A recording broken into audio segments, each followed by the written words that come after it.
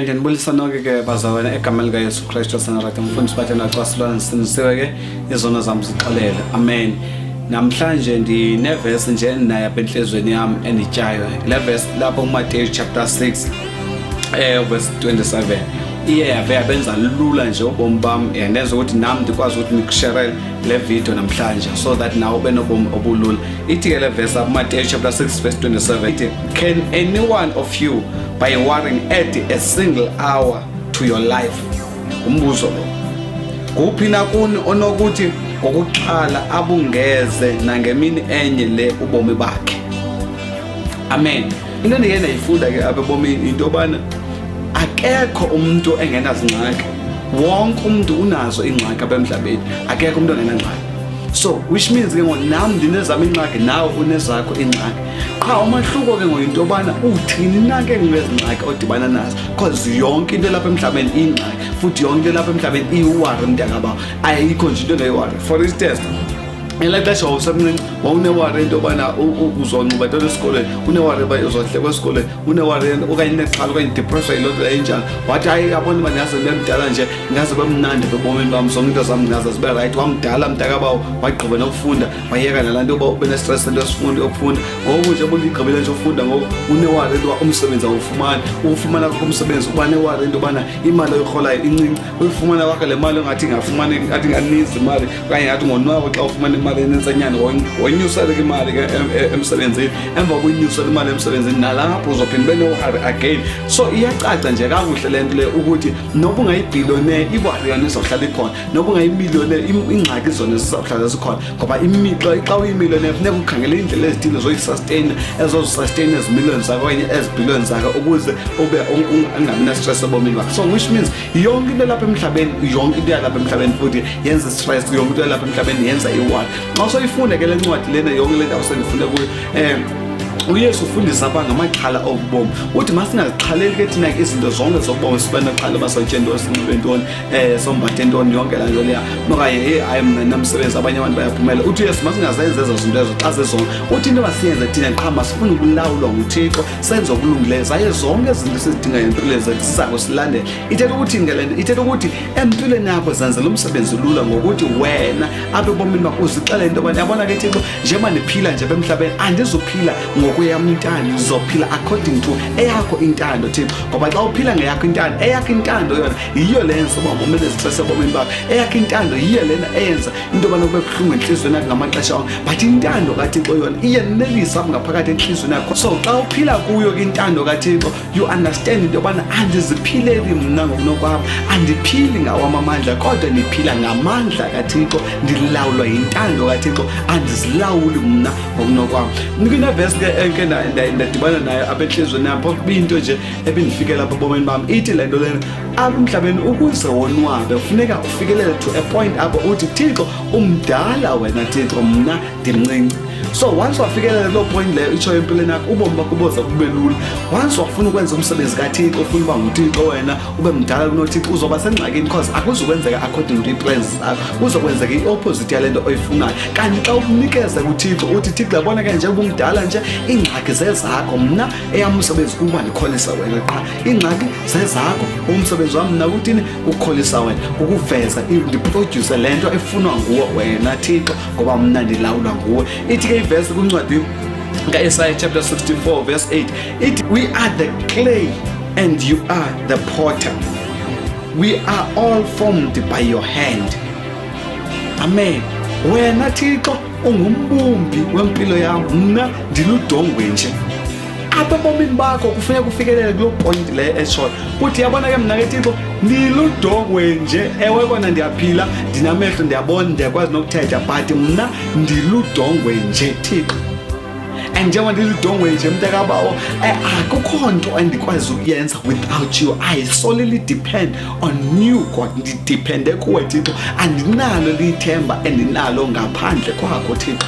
Ungekafikeleli kuloo point leyo ke empilweni yakho yokuthi impilo yakho ungabe sazilawulela ngokunokwakho, uvumele ukuthi uThixo akuncedise, akulawulise ubomi bakho okanye akulawulele impilo yakho, usazosokola empilweni yakho.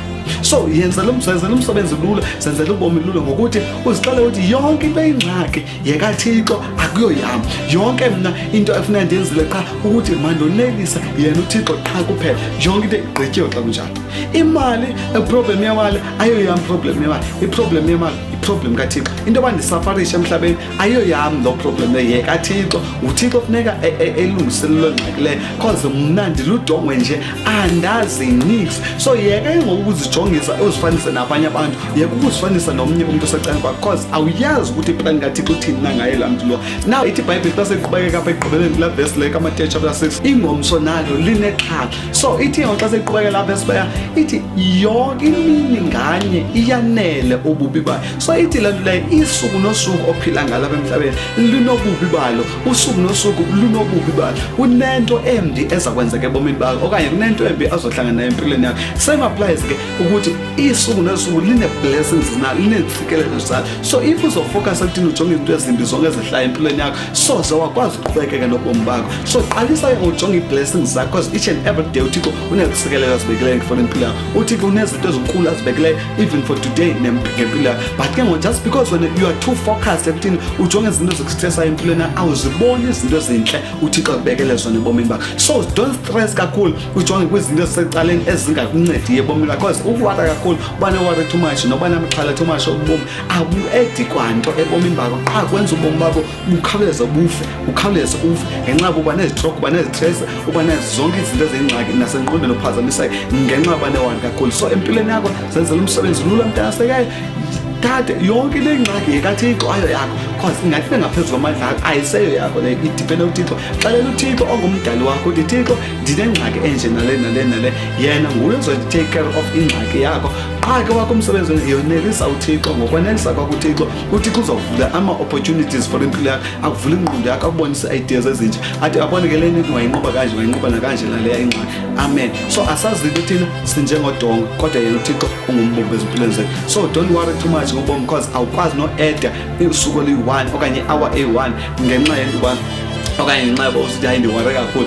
Nezinto ezintathu endihlala ndizithethe ezinditshilekelayo into yobana apha ebomini bakho zifundise ukwamkela. Okwesibini apha ebomini bakho zifundise ukwanela. Okwesithathu zifundise ukubulela. Zifundise ukwamkela, ukwanela, ukubulela egameni likaYesu Kristu. And then xa usenza kanjalo impilo yakho iyozibe mnandi because you appreciate everything odibana nayo ebomini bakho. Xa unga-appreciate into eyenziweyo nguThixo okanye oyibonayo yenza kule mpilo yakho, unga-appreciate nabantu abaseca kwakho, uzohlala babona bengabantu abarongo kokoko, ungasiyiboni nento entle empilweni yabo abayenzayo for ubomi bakho. So zenzela umsebenzi lula again ndithi empilweni yakho yenza izinto ezintathu. Yamkela into yobana imeko yami inje okwangoku, so ndizawuthini ke ngokusukela apho kwesitep ndikuso ngokubheka phambili. Okwesibini yonela yile nto onayo, obubomi onabo yonela bubo. Into yobana ube ngulo muntu umntakaba umde njengam okanye ubhitye njengam, yonela egameni likaYesu Kristu. Uba usisidudla yonela loo nto uba okay ndisisidudla ngoku, so ndithini nje mandisesidudla nje ukuze ndithobe iweight yam, yabo. Xa ulibele uweight ixesha lakuthi hayi mna ndenzela ku-A no B no C no D ebomini bam,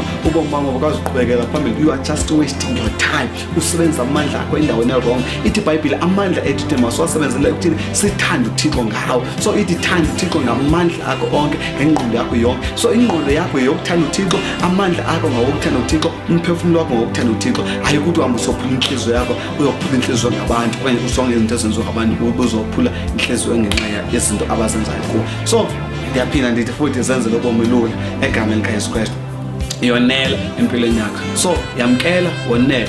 Yamkela into yobana yenzeka into ethile ebomini bakho. So ndilapha ngoku ndithile uqhubeke phambili, ndibheke phambili ubomi bakho. Okwesithathu ke ngoku bulela ngamaxesha onke. Xa uhlala nombulele ebomini bakho into zakho zoma lula zonke because yonke into oyifumanayo uyayi-appreciate, even nemali encinci oyifumanayo uyayi-appreciate and uthi ukwazi ukuyisebenzisa because unombulelo ngale mali oyifumanayo. Ukutya okufumanayo noba kuncinci noba kunjani na uyabulela uThixo wena egameni likaYesu Kristu waseNazaretha. Xa usenza kanjalo uzenzela ubomi easy egameni likaYesu. Yesu makanisikelele nonke ke.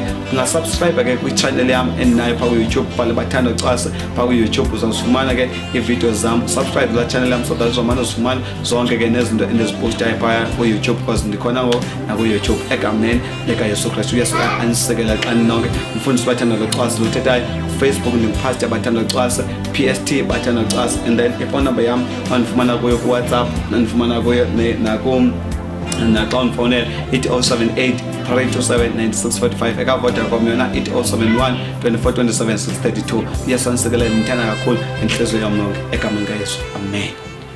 Thank you.